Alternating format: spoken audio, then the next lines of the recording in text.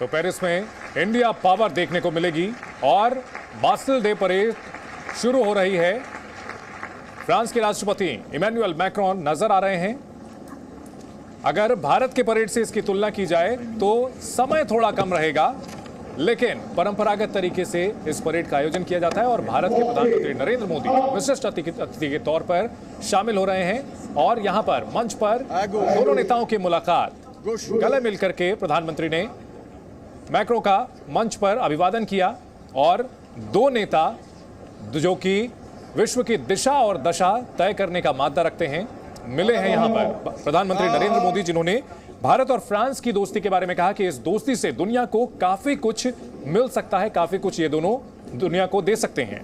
तो ये तस्वीरें बयां कर रही हैं और आप देखिए यूरोप से लेके तमाम देश सभी की नजरें हैं इन तस्वीरों पर, क्योंकि भारत और फ्रांस की ये दोस्ती काफ़ी मजबूत मानी तो जाती है, लेकिन रक्षा यहाँ पर देखिए जो एक डिपार्टमेंट है हमारा डिफेंस डिपार्टमेंट, उसके लिहाज से भी ये बहुत ही खास मीटिंग है। आप देखिए जब भी दो देशों के राष्ट्राध्यक्ष मिलते हैं तो ऐसा माना जाता है कि राजनीति से लेकर देशों के बीच कैसे संबंध होंगे उस पर नज़र होती है, लेकिन फ्रांस और भारत की ये मुलाकात रक्षा का जो पूरा इलाका है उसके लिए भी काफ़ी महत्वपूर्ण माना जा रहा है। और आपको ये भी बताते चले कि रफाल मरीन के अलावा स्कॉर्पियन क्लास की जो पनडुब्बियां हैं वो भी भारत खरीदने की तैयारी में। हालांकि हमारे पास स्कॉर्पियन क्लास के सबमरीन्स पहले से ही मौजूद हैं, चाहे वो खंडेरी हो, चाहे वो कलवरी क्लास की स्कॉर्पियन क्लास की यहाँ पर सबमरीन्स हो, लेकिन अब ये तस्वीरें बयां कर रही है कि कैसे न सिर्फ दोस्ती का हाथ आगे बढ़ाया जा रहा है बल्कि डिफेंस को भी मजबूत किया जा रहा है। सीधे आपको ले चलते हैं विशाल पांडे के पास। विशाल,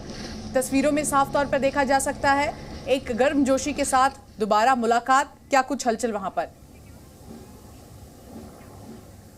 देखिए शिवांगी, बिल्कुल यहाँ पर बास्टिल डे परेड में मैक्रोन और प्रधानमंत्री मोदी दोनों ही पहुँच चुके हैं और अब ये बास्टिल डे परेड शुरू होने जा रही है। प्रधानमंत्री नरेंद्र मोदी से बेहद गर्मजोशी से यहाँ पर फ्रांस के राष्ट्रपति मैक्रोन मुलाकात करते हुए मंच पर दिखाई दिए और जब प्रधानमंत्री नरेंद्र मोदी यहाँ पर पहुँचे तो फ्रांस के प्रधानमंत्री की तरफ से उनका स्वागत किया गया और साथ ही हमने देखा मंच पर प्रधानमंत्री नरेंद्र मोदी और जो फर्स्ट लेडी यहाँ पर हैं उनके बीच बातचीत भी हो रही थी। और फिलहाल हम जो तस्वीरें देख पा रहे हैं, मंच पर प्रधानमंत्री नरेंद्र मोदी और फ्रांस के राष्ट्रपति मैक्रोन बैठे हुए हैं और अब यहाँ पर परेड शुरू होने जा रही है। और इसी परेड में, इसी बास्टिल डे परेड में भारतीय थल सेना, भारतीय वायुसेना और भारतीय नौसेना की ताकत भी पूरी दुनिया आज इस शॉन्ज-एलिज़े से देखेगी। यहाँ पर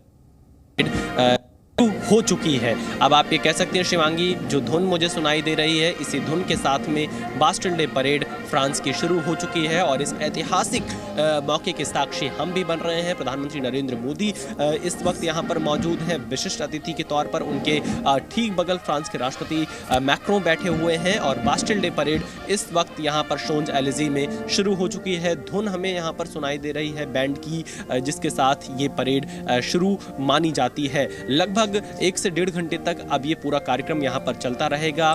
फ्रांस की तीनों सेनाएं, भारत की तीनों सेनाएं इस मार्चिंग कंटिंजेंट का हिस्सा हैं और जब यहाँ परेड ये निकलेगी तो भारतीय थल सेना, वायुसेना और नौसेना का कंटिंजेंट भी हमें दिखाई देगा, जो कि यहाँ पर इस वक्त इस समारोह में हिस्सा ले रहे हैं। जो तस्वीरें मैं इस वक्त देख पा रहा हूँ, प्रधानमंत्री नरेंद्र मोदी और मैक्रोन यहाँ पर बैठे हुए हैं और साथ ही जो फ्रांस की तीनों सेनाएं हैं उनकी तरफ से जो बैंड की धुन है वो इस वक्त यहाँ पर सुनाई दे रही है। भारत से भी तमाम लोगों को इस कार्यक्रम के लिए आमंत्रित किया गया है, जिन्हें मैं दर्शक दीर्घा में देख पा रहा हूँ। फ्रांस के आम नागरिक यहाँ पर मौजूद हैं और 2.5 से 3 किलोमीटर तक लंबी इस सड़क के दोनों तरफ फ्रांस के नागरिकों के साथ साथ भारतीय मूल के नागरिक भी मौजूद हैं। ये दिखा रहा है, ये तस्वीरें बता रही हैं कि किस तरह से भारत की जो शक्ति है, भारत की जो ताकत है वो ग्लोबल तौर पर कैसे बढ़ती हुई नजर आ रही है। क्योंकि प्रधानमंत्री, 2 तस्वीरें, पावरफुल तस्वीरें हम इसे कह सकते हैं। तो श्रीहरिकोटा से लाइव तस्वीरें भी दिखा रहे हैं। चंद्रयान 3 का लॉन्च अब से थोड़ी देर में होने वाला है। लगभग 32 मिनट का समय बाकी है। और दूसरी तस्वीर जहां पेरिस में भारत का पराक्रम, भारत का बढ़ता दबदबा, भारत का रुतबा, उसकी झलक देखने को मिल रही है। और दिलचस्प बात यह है कि एम्बेसडर वोहरा ने हमें बताया कि जो चंद्रयान 3 है इसमें भी भारत और फ्रांस के बीच जो दोस्ती है उसका योगदान देखने को मिला है, क्योंकि जो फ्यूल होता है, सॉलिड फ्यूल, वो फ्रांस ने ही भारत को मुहैया कराया था। और ऐसे समय में जब दुनिया के बाकी देश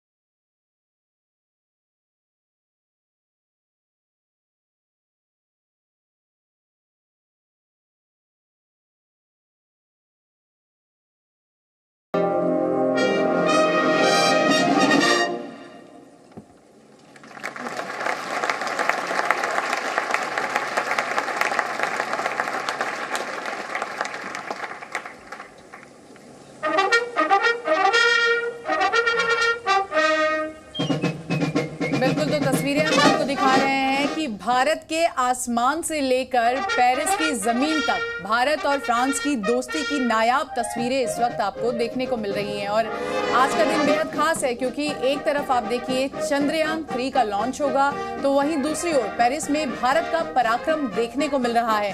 हमारी भारतीय तीनों ही सेना, चाहे थल सेना हो, जल सेना हो, नौ सेना हो, उनका पराक्रम विदेशी धरती पर देखकर गर्व से सीना और चौड़ा हो जाता है। और खासकर जब दोस्ती का माहौल हो, दो देश आपस में सैन्य, अगर हम बात करें, उन तमाम चीजों को लेकर एक्सचेंज यहाँ पर करते हुए नजर आ रहे हैं। और दोनों ही तरफ से वैसे ही गर्मजोशी के साथ एक दूसरे का स्वागत किया गया। एक दूसरे को आप देखिए, एक परेड में भी आप देखिए कि जो गर्मजोशी के साथ दोनों ही तरफ के जवान हैं वो आपको नजर आ रहे हैं।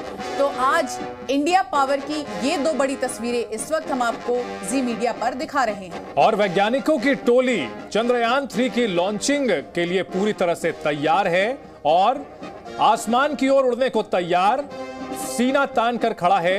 ये प्रक्षेपण यान अब से थोड़ी देर में उड़ान भरेगा, आकाश को चीरता हुआ चांद की ओर चल पड़ेगा, 40 दिनों का सफर तय करेगा। ये चंद्रयान 3, चंद्रयान 2, जिसमें हम ऑर्बिटर तो कामयाबी के साथ में लॉन्च कर पाए थे, लेकिन तब हमारा लैंडर चूक गया था और एक सॉफ्टवेयर में थोड़ी सी गड़बड़ी की वजह से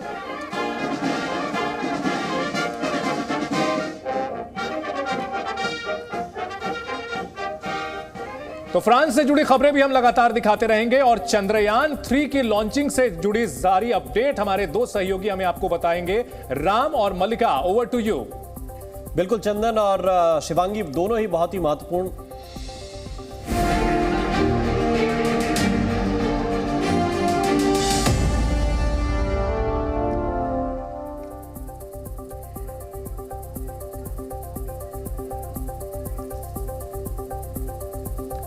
तो आज के ये बेहद महत्वपूर्ण खबर, भारत का तीसरा मून मिशन चंद्रयान 3 थोड़ी देर में लॉन्च होने जा रहा है। करीब 30 मिनट बाद दोपहर 2:35 पर चंद्रयान 3 को लॉन्च किया जाएगा।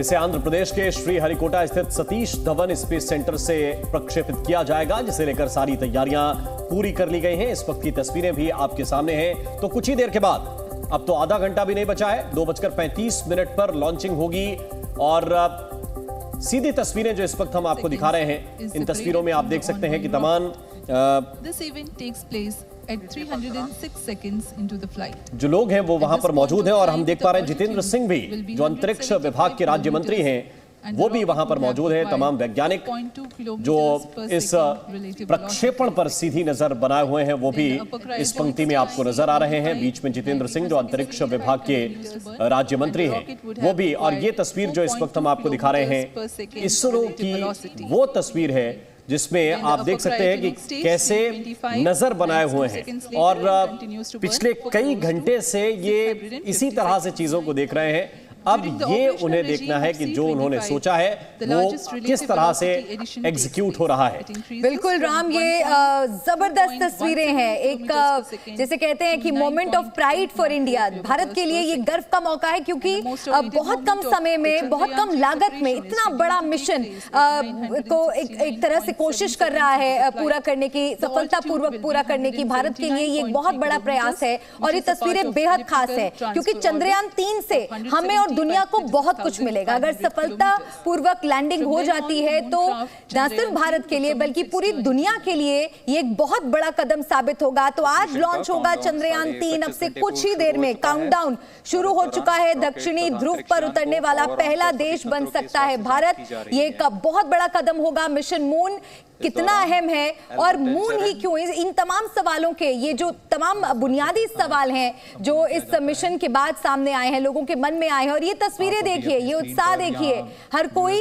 इस मोमेंट को कैप्चर कर लेना चाहता है, इसे देखना चाहता है क्योंकि ये बहुत बड़ा क्षण है। और सचिन भांबा जी हमारे साथ स्टूडियो में है, आपसे बेहतर हमें ये तस्वीरें कौन बता सकता है क्योंकि अब काउंटडाउन शुरू हो चुका है, कुछ ही देर का वक्त बचा है।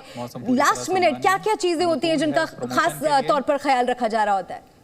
देखिए, बिल्कुल सबसे पहले तो हमने 11 जुलाई को अभी एक बार सिमुलेट करके देख लिया है कि अगर हम जो भी करने जा रहे हैं, जो भी ऑपरेशंस होने जा रहे हैं, जो भी मिशन डायरेक्टर ने सब टेस्ट करना था वो पूरा कर लिया है। इसीलिए ये डेट डिसाइड की गई कि अभी भेजा जाए। हमारी विंडो जो है वो 12 से 19 जुलाई के बीच में है, यानी इस विंडो में ही हम लॉन्च करेंगे तो हमें चंद्रमा उस पोजीशन पे मिलेगा।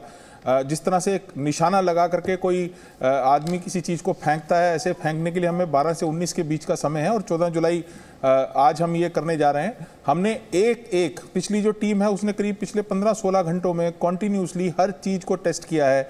वेदर के ऊपर नज़र रखी गई है, उसके बाद सारे के सारे जो भी हमारे सिस्टम्स हैं। बिल्कुल, और ये तस्वीर अगर आप साथ साथ डिस्क्राइब करते जाएं किस तरह से देखिए रॉकेट को लॉक किया गया है। जी एग्जैक्टली। सो हम असेंबली देख रहे हैं अभी हमारे LMB-3 की, और देखिए कि बहुत ध्यान से हर आप ये समझें कि अगर एक पुर्जा, एक छोटे से छोटा नट भी अगर उस तरह काम नहीं करेगा तो हमारा मिशन सक्सेसफुल नहीं होगा।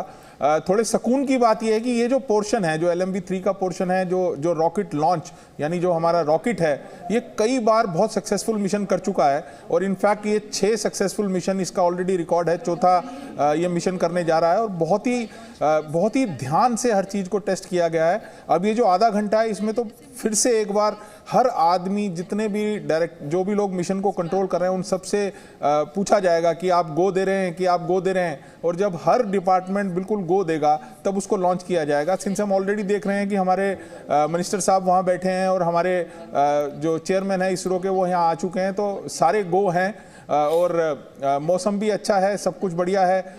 तो आई एम श्योर कि बहुत ही सक्सेसफुल लॉन्चिंग हम देखने के लिए जाने वाले हैं। बिल्कुल सचिन जी, एक और जानकारी दर्शकों को हम दे दें कि महिला वैज्ञानिक ऋतु करिधाल हैं जो चंद्रयान 3 मिशन को लीड कर रही हैं। एक लीडर के तौर पर अगर आप हमें बता सकें कि ऋतु जी के लिए अभी इस वक्त सबसे बड़ी प्रायोरिटी क्या होगी, क्या रोल्स और रिस्पॉन्सिबिलिटी उनकी आज के दिन, आज इस वक्त पर रहने वाली है? ऋतु जी इसरो के साथ काफ़ी समय से कार्यरत हैं। इनफैक्ट मंगलयान, चंद्रयान, इन सभी में वो किसी ना किसी इम्पोर्टेंट रूप से जुड़ी रही हैं। चंद्रयान 2 की तो मिशन डायरेक्टर भी रही हैं और चंद्रयान 2 में जो थोड़ी सी दिक्कत हुई थी उसके ऊपर उन्होंने काफ़ी रिसर्च की होगी, बहुत कुछ सीखा होगा अपनी गलतियों से और अब वो बिल्कुल प्रिपेयर्ड हैं। उन्होंने जो एक्सपेक्टेड था वो चेंजेस कर लिए हैं और आई एम श्योर कि वो बिल्कुल प्रिपेयर्ड होंगी कि चंद्रयान 3 को बिल्कुल ठीक तरीके से लैंड करवा लिया जाए, क्योंकि भारत के लिए ये लैंडिंग करके दिखाना बड़ा इंपॉर्टेंट है। उनकी जिम्मेदारियों में ना सिर्फ पूरा रॉकेट जब बन रहा है, हालांकि एक डिफरेंट टीम रॉकेट को ये जरा मैं एक बार आपसे ये चाहता हूं कि आप इस विजुअल को जरा देखें, क्योंकि इसमें हम देख रहे हैं कि जिस लैंडर का हम बार बार जिक्र कर रहे हैं उसको किस तरह से फिक्स किया गया और यही असल में एक तरह से कहिए यही चंद्रयान है। और जी, जी, आप लोगों बिल्कुल। की समझ के लिए अगर आप बता सके, क्योंकि चंद्रयान 2 जो है वो 3 हिस्सों में था, लैंडर, रोवर और ऑर्बिटर। और ऑर्बिटर के बारे में हम लगातार दर्शकों को बता रहे हैं कि ऑर्बिटर अभी मून की ऑर्बिट में मौजूद है और उसके माध्यम से कई अहम जानकारियां हम तक पहुंच रही हैं। लैंडर और रोवर ये किस तरह से काम करते हैं, आप अगर इन तस्वीरों के जरिए भी हमें समझा। देखिए, बड़ी सिंपल बात से समझें तो जैसे हमें कोई चीज को कहीं भेजने के लिए एक साधन चाहिए होता है, वो साधन हम LMB-3 के रूप में, ये जो आप पूरा रॉकेट बना हुआ देख रहे हैं, ये वो साधन है जिसमें ये उस तरह का ट्रक है जो उसको लेकर के जा रहा है।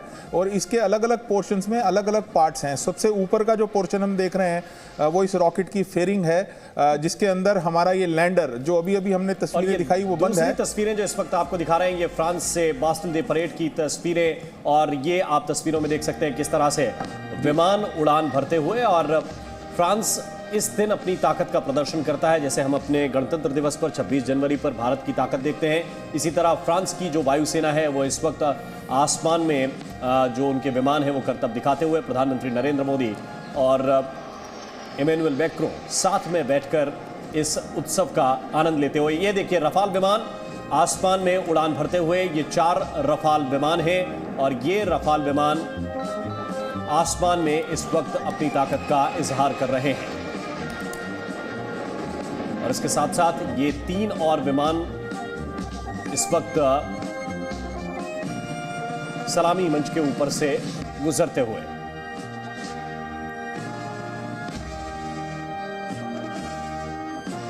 और ये 2 तस्वीरें इस वक्त आपको दिखा रहे हैं, इसको आप बहुत ही करीब से देखिए, क्योंकि एक तरफ फ्रांस अपनी ताकत का प्रदर्शन कर रहा है, प्रधानमंत्री नरेंद्र मोदी विशेष मेहमान के तौर पर इस परेड में शामिल है, भारत के लिए गौरव का दिन है।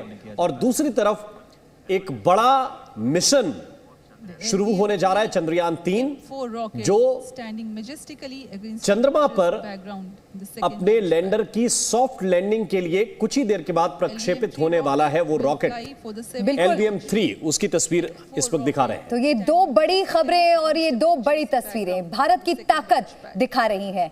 आप समझ सकते हैं कि भारत के लिए ये कितना बड़ा मौका है कि फ्रांस में इतने महत्वपूर्ण दिन प्रधानमंत्री मोदी को मुख्य अतिथि के तौर पर बुलाया गया है। ना सिर्फ इतना, बल्कि फ्रांस ने पीएम मोदी को लीजन ऑफ ऑनर से भी नवाजा है। अब तक ये 14 देश कर चुके हैं सम्मानित। ये बड़ी बातें हैं। और चंद्रयान 3 का लॉन्च, अब तो काउंटडाउन शुरू हो चुका है। 2:15 का वक्त, 2:35 पर लॉन्चिंग होगी और सभी की निगाहें ना सिर्फ भारत की बल्कि आपको बता दें पूरी दुनिया की निगाहें चंद्रयान 3 पर टिकी हुई है कि किस तरह से ये सफल हो पाता है। क्योंकि पिछली अनहोनी के बाद चंद्रयान 3 में कुछ बदलाव किए गए हैं।